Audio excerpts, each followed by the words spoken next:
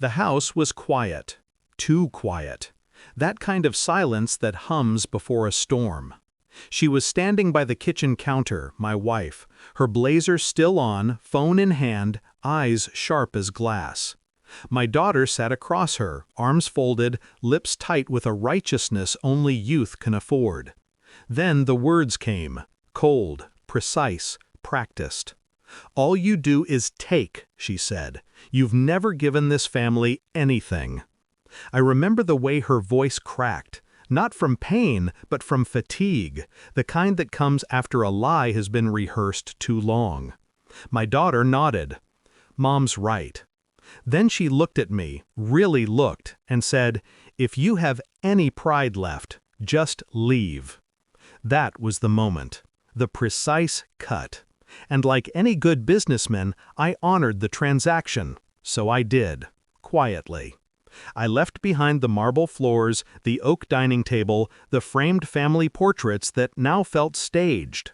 I left my home, my title, my illusion. But not my control. It had been coming for months.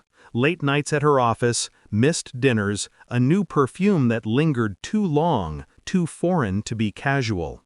I noticed the shifts, the half-second pauses when I asked simple questions, the way my daughter started calling her Mom in that tone that excluded me, like I was an intruder in their little fortress of confidence.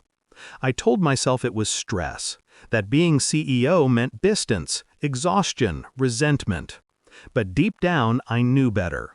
It wasn't about the company. It was about control. She had spent years building her empire, with my money, my contacts, my quiet sacrifices, and somewhere along the way, she began to believe the myth she'd written for herself.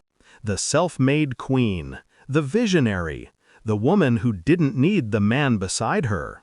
And I became a footnote, a liability, the quiet man in the shadows who never gave anything. So when she said it, when my daughter echoed her, I didn't defend myself. I just watched. Because sometimes silence is louder than accusation.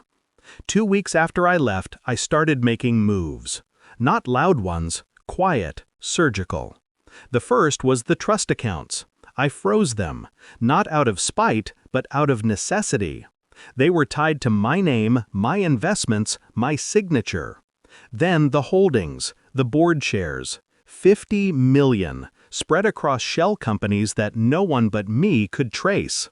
They never noticed. Of course they didn't. When a man is invisible long enough, no one looks at what he's doing. Meanwhile, I watched, from a distance. I saw her new business trips with consultants, the photos of corporate galas, her hand brushing a man's arm that wasn't mine. The whispers from old colleagues, small, harmless words that stacked up like evidence. Every piece of data fit perfectly.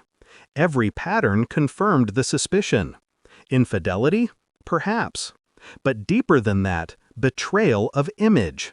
She had rewritten our story, painted me as the failure, the burden, the man who never gave. And everyone believed her, even my daughter. That was the hardest part. Watching her mirror her mother's arrogance. Watching her forget the man who paid her tuition, who sat through every hospital night, who built a future she assumed came free. I let them live in their illusion. For now. Because truth has patience, and I had nothing left but time. It came quietly, like most endings do. 2 months later, a call from my daughter. Her voice, no arrogance this time, only panic. "Dad, why did the tuition payment stop?" There was a tremor there, a crack in her practiced tone. I didn't answer right away. Let the silence work. Then another call, my wife's number. Her voice was clipped, angry, desperate. "I just lost the company. Why did you pull your shares? You knew that would tank the valuation." I remember smiling, not out of joy, but out of symmetry. $50 million, gone from her control in a single click. The empire she built on my foundation had just collapsed under the weight of her pride. I texted back a single line. thought I never gave this family anything. Then I turned off my phone. 3 days later, she showed up at my apartment. No chauffeur, no poise, just rain in her hair and anger in her eyes. "You destroyed everything," she said, "everything we built."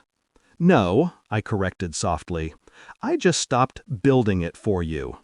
Her breath caught, the first real silence between us in years. "I made you," she hissed. "No," I said again, "you made yourself. I just stopped paying the cost of the illusion." She broke then. Tears, accusations, the usual symphony of guilt and fear. But I didn't flinch. I'd already grieved this marriage the moment my daughter told me to leave. This was just the paperwork. I handed her a document, finalized ownership transfer of what little remained of my shares. Signed. Done.